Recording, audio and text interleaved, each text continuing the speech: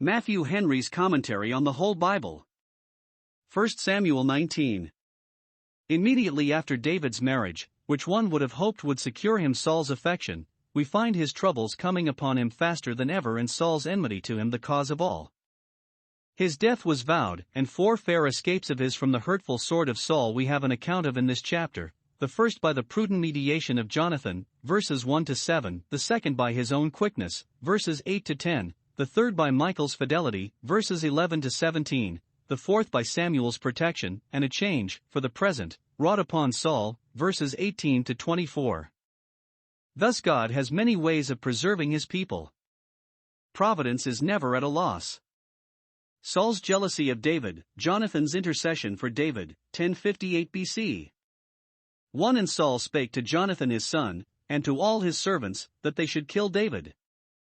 2 But Jonathan Saul's son delighted much in David, and Jonathan told David, saying, Saul my father seeketh to kill thee. Now therefore, I pray thee, take heed to thyself until the morning, and abide in a secret place, and hide thyself. 3 And I will go out and stand beside my father in the field where thou art, and I will commune with my father of thee, and what I see, that I will tell thee.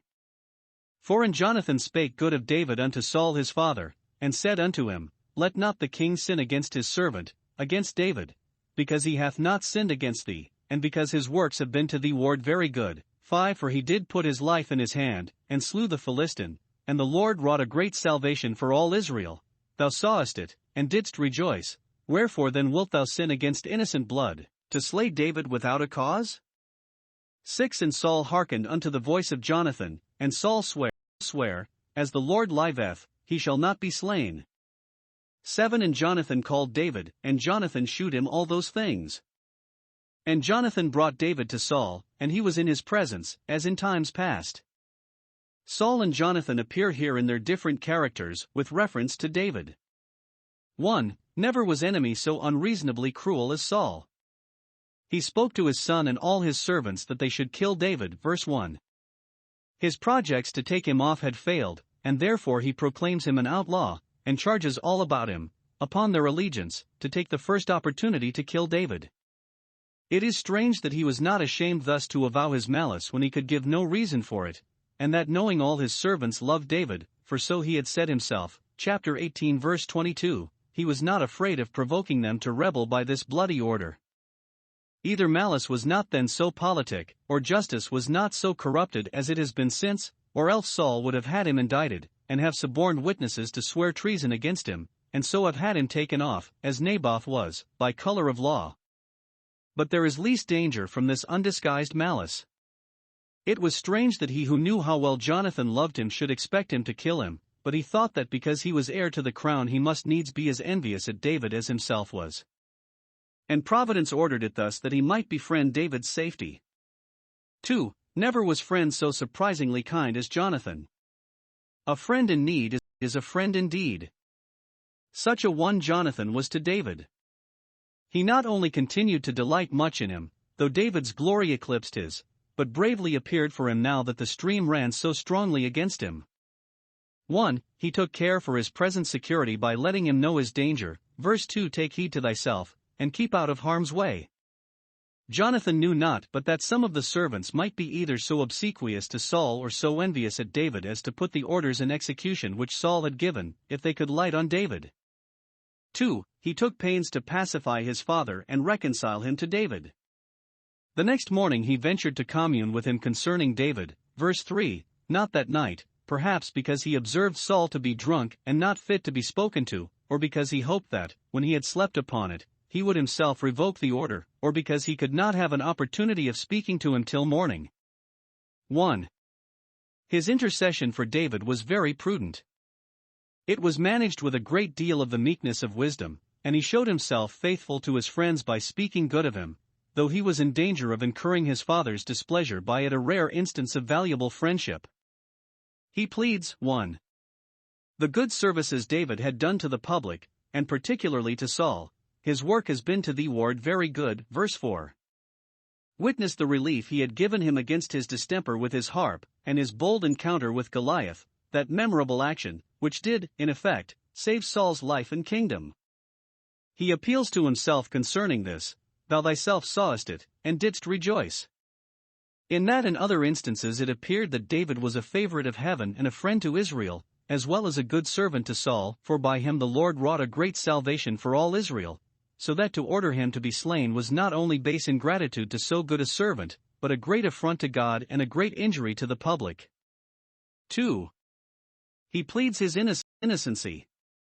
Though he had formerly done many good offices, yet, if he had now been chargeable with any crimes, it would have been another matter, but he has not sinned against thee. Verse 1, his blood is innocent. Verse 5, and, if he be slain, it is without cause. And Jonathan had therefore reason to protest against it, because he could not entail anything upon his family more pernicious than the guilt of innocent blood. 2. His intercession, being thus prudent, was prevalent. God inclined the heart of Saul to hearken to the voice of Jonathan.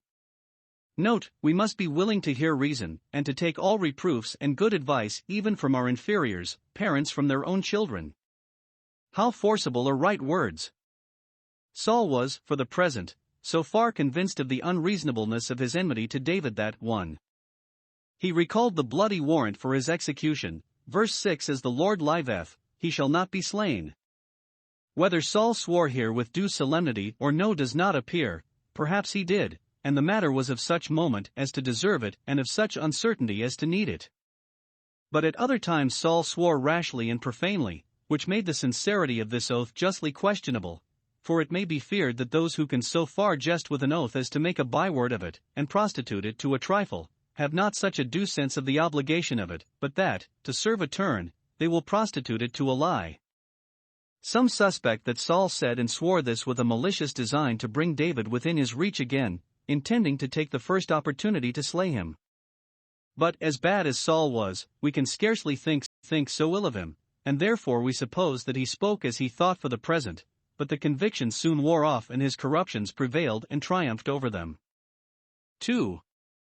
He renewed the grant of his place at court. Jonathan brought him to Saul, and he was in his presence as in times past. Verse 7, hoping that now the storm was over, and that his friend Jonathan would be instrumental to keep his father always in this good mind. David escapes from Saul, 1058 BC. 8. And there was war again, and David went out, and fought with the Philistines, and slew them with a great slaughter, and they fled from him. 9. And the evil spirit from the Lord was upon Saul, as he sat in his house with his javelin in his hand, and David played with his hand. 10. And Saul sought to smite David even to the wall with the javelin, but he slipped away out of Saul's presence, and he smote the javelin into the wall, and David fled, and escaped that night. Here 1. David continues his good services to his king and country. Though Saul had requited him evil for good, and even his usefulness was the very thing for which Saul envied him, yet he did not therefore retire in sullenness and decline public service. Those that are ill paid for doing good, yet must not be weary of well-doing, remembering what a bountiful benefactor our Heavenly Father is, even to the froward and unthankful. Notwithstanding the many affronts Saul had given to David, yet we find him 1. As bold as ever in using his sword for the service of his country. Verse 8.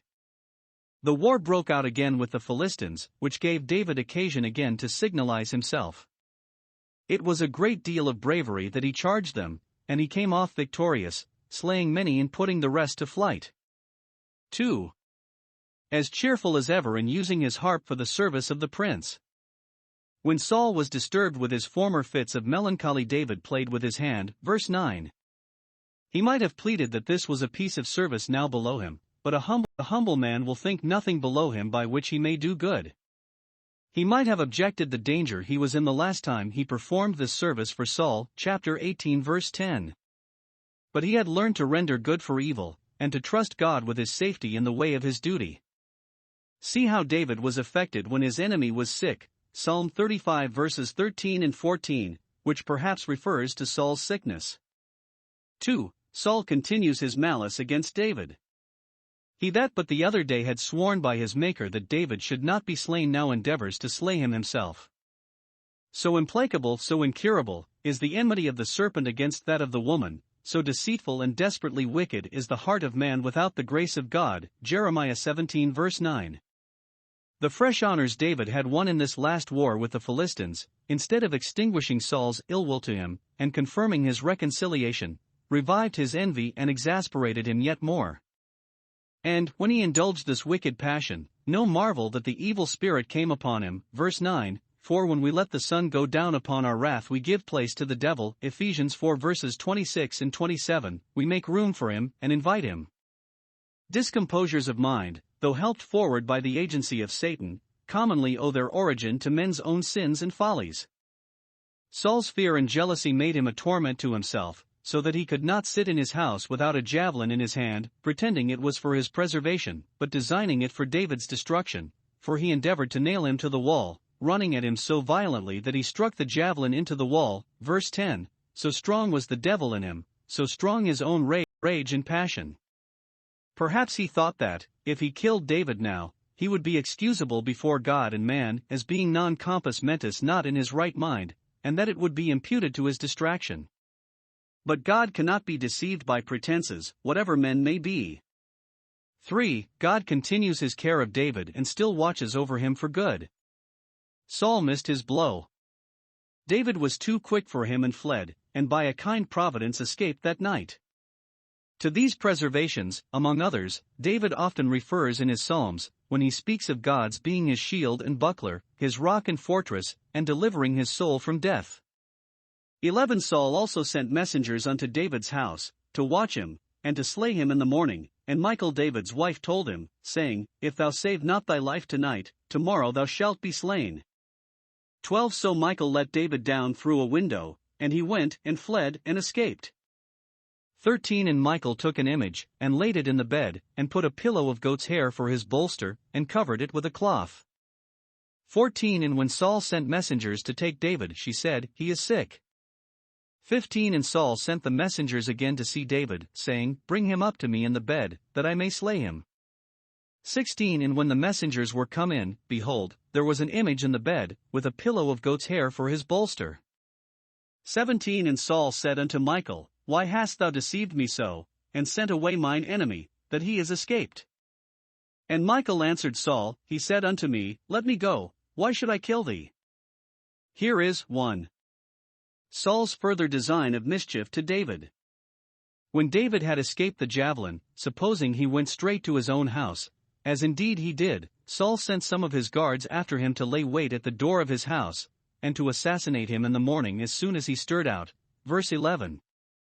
Josephus says the design was to seize him, and to hurry him before a court of justice that was ordered to condemn him, and put him to death as a traitor, but we are here told it was a shorter way they were to take with him. They were ordered to slay him. Well might David complain that his enemies were bloody men, as he did in the psalm which he penned at this time, and upon this occasion, Psalm 59, when Saul sent, and they watched the house to kill him. See verses 2, 3, and 7. He complains that swords were in their lips. 2. David's wonderful deliverance out of this danger. Michal was the instrument of it, whom Saul gave him to be a snare to him, but she proved to be his protector and helper. Often is the devil outshot with his own bow. How Michal came to know the danger her husband was in does not appear. Perhaps she had notice sent her from court, or rather was herself aware of the soldiers about the house, when they were going to bed, though they kept so still and silent that they said, Who dost here? Which David takes notice of, Psalm 59 verse 7. She, knowing her father's great indignation at David, soon suspected the design, and bestirred herself for her husband's safety. 1. She got David out of the danger. She told him how imminent the peril was. Verse 11. Tomorrow thou wilt be slain. As Josephus paraphrases it, she told him that if the sun saw him there next morning it would never see him more, and then put him in a way of escape. David himself was better versed in the art of fighting than of flying, and had it been lawful it would have been easy for him to have cleared his house, by dint of sword, from those that haunted it, but Michal let him down through a window. Verse 12, all the doors being guarded, and so he fled and escaped. And now it was that, either in his own closet before he went or in the hiding place to which he fled, he penned that 59th Psalm, which shows that, in his fright and hurry, his mind was composed, and, in this great danger, his faith was strong and fixed on God, and, whereas the plot was to slay him in the morning, he speaks there with the greatest assurance. Verse 16, I will sing aloud of thy mercy in the morning. 2. she practiced a deception upon Saul, and those whom he employed to be the instruments of his cruelty. When the doors of the house were opened in the morning, and David did not appear, the messengers would search the house for him, and did so. But Michal told them he was sick in bed, verse 14, and, if they would not believe her, they might see, for verse 13, she had put a wooden image in the bed, and wrapped it up close and warm as if it had been David asleep, not in a condition to be spoken to. The goat's hair about the image was to resemble David's hair, the better to impose upon them. Michal can by no means be justified in telling a lie, and covering it thus with a cheat. God's truth needed not her lie. But she intended hereby to keep Saul in suspense for a while, that David might have some time to secure himself, not doubting, but those messengers would pursue him if they found he had gone. The messengers had so much humanity as not to offer him any disturbance when they heard he was sick, for to those that are in this misery pity should be shown. But Saul, when he heard it, gave positive orders that he should be brought to him sick or well. Bring him to me in the bed, that I may slay him. Verse 15. It was base and barbarous thus to triumph over a sick man, and to vow the death of one who for aught that he knew was dying by the hand of nature. So earnestly did he thirst after his blood, and so greedy was his revenge, that he could not be pleased to see him dead, unless he himself was the death of him, though a while ago he had said, Let not my hand be upon him. Thus when men lay the reins on the neck of their passions they grow more and more outrageous. When the messengers were sent again, the cheat was discovered, verse 16. But by this time it was to be hoped that David was safe, and therefore Michal was not then much concerned at the discovery. Saul chid her for helping David to escape, verse 17. Why hast thou deceived me so? What a base spirit was Saul of, to expect that, because Michal was his daughter, she must therefore betray her own husband to him unjustly. Ought she not to forsake and forget her father and her father's house, to cleave to her husband? Those that themselves will be held by no bonds of reason or religion are ready to think that others should as easily break those bonds. In answer to Saul's chiding, Michal is not so careful of her husband's reputation as she had been of his person. When she makes this her excuse, he said, Let me go, why should I kill thee? As her insinuating that she would have hindered his flight was false, it was she that put him upon it and furthered it, so it was an unjust unworthy reflection upon him to suggest that he threatened to kill her if she would not let him go, and might confirm Saul in his rage against him.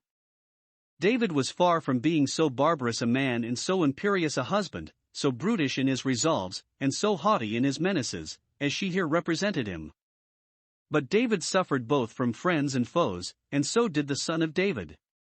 Saul prophesies before Samuel, 1058 BC. 18 So David fled, and escaped, and came to Samuel to Ramah, and told him all that Saul had done to him. And he and Samuel went and dwelt in Naioth. 19 And it was told Saul, saying, Behold, David is at Naioth in Ramah. 20 And Saul sent messengers to take David, and when they saw the company of the prophets prophesying and Samuel standing as appointed over them, the Spirit of God was upon the messengers of Saul, and they also prophesied. 21 And when it was told Saul, he sent other messengers, and they prophesied likewise. And Saul sent messengers again the third time, and they prophesied also. 22 Then went he also to Ramah, and came to a great well that is in Sechu, and he asked and said, Where are Samuel and David? And one said, Behold, they be at Naioth in Ramah. 23 And he went thither to Naioth in Ramah, and the Spirit of God was upon him also, and he went on, and prophesied, until he came to Naioth in Ramah. 24 And he stripped off his clothes also, and prophesied before Samuel in like manner, and lay down naked all that day and all that night. Wherefore they say, Is Saul also among the prophets? Here is 1. David's place of refuge. Having got away in the night from his own house, he fled not to Bethlehem to his relations, nor to any of the cities of Israel that had caressed and cried him up, to make an interest in them for his own preservation, but he ran straight to Samuel and told him all that Saul had done to him. Verse 18. 1. Because Samuel was the man that had given him assurance of the crown, and his faith in that assurance now beginning to fail, and he being ready to say in his haste, or in his flight, as some read it, Psalm 116 verse 11, All men are liars, not only Saul that promised me my life, but Samuel himself that promised me the throne. Whither should he go but to Samuel, for such encouragements, in this day of distress, as would support his faith? In flying to Samuel he made God his refuge, trusting in the shadow of his wings. Where else can a good man think himself safe? 2. Because Samuel, as a prophet, was best able to advise him what to do in this day of his distress. In the psalm he penned the night before he had lifted up his prayer to God, and now he takes the first opportunity of waiting upon Samuel to receive direction and instruction from God. If we expect answers of peace to our prayers, we must have our ears open to God's word. 3. Because with Samuel there was a college of prophets with whom he might join in praising God, and the pleasure of this exercise would be the greatest relief imaginable to him in his present distress. He met with little rest or satisfaction in Saul's court, and therefore went to seek it in Samuel's church. And, doubtless, what little pleasure is to be had in this world those have it that live a life of communion with God. To this David retired in the time of trouble. PS 27:4-6. 2. David's protection in this place. He and Samuel went and dwelt, or lodged, in Naioth, where the school of the prophets was, in Ramah, as in a privileged place, for the Philistines themselves would not disturb that meeting. Chapter 10 verse 10. But Saul, having notice of it by some of his spies, verse 19, sent officers to seize David, verse 20. When they did not bring him he sent more, when they returned not he sent the third time, verse 21, and, hearing no tidings of these, he went himself, verse 22. So impatient was he in his thirst after David's blood, so restless to compass his design against him, that, though baffled by one providence after another, he could not perceive that David was under the special protection of heaven. It was below the king to go himself on such an errand as this, but persecutors will stoop to anything, and stick at nothing, to gratify their malice. Saul lays aside all public business to hunt David. How was David delivered, now that he was just ready to fall, like his own lamb formerly, into the mouth of the lions? Not as he delivered his lamb, by slaying the lion, or, as Elijah was delivered, by consuming the messengers with fire from heaven, but by turning the lions for the present into lambs. 1. When the messengers came into the congregation where David was among the prophets, the Spirit of God came upon them, and they prophesied, that is, they joined with the rest in praising God. Instead of seizing David, they themselves were seized. And thus, 1. God secured David, for either they were put into such an ecstasy by the spirit of prophecy that they could not think of anything else, and so forgot their errand and never minded David, or they were by it put, for the present, into so good a frame that they could not entertain the thought of doing so bad a thing. 2. He put an honor upon the sons of the prophets and the communion of saints, and showed how he can, when he pleases, strike an awe upon the worst of men, by the tokens of his presence in the assemblies of the faithful, and force them to acknowledge that God is with them of a truth. 1 Corinthians 14 verses 24 and 25. See also the benefit of religious societies, and what good impressions may be made by them on minds that seemed unapt to receive such impressions. And where may the influences of the Spirit be expected, but in the congregations of the saints? 3. He magnified his power over the spirits of men. He that made the heart and tongue can manage both to serve his own purposes.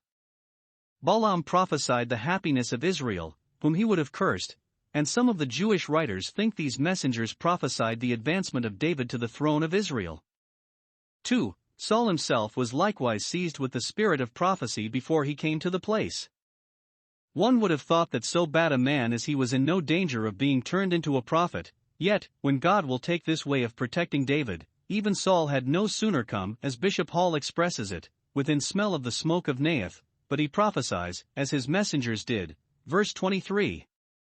He stripped off his royal robe and warlike habiliments, because they were either too fine or too heavy for this service, and fell into a trance as it should seem, or into a rapture, which continued all that day and night. The saints at Damascus were delivered from the rage of the New Testament Saul by a change wrought on his spirit, but of another nature from this. This was only amazing, but that sanctifying this for a day, that forever. Note, many have great gifts, and yet no grace, prophesy in Christ's name, and yet are disowned by him. Matthew 7 verses 22 and 23. Now the proverb recurs, is Saul among the prophets? See chapter 10 verse 12. Then it was different from what it had been, but now contrary. He is rejected of God, and actuated by an evil spirit, and yet among the prophets.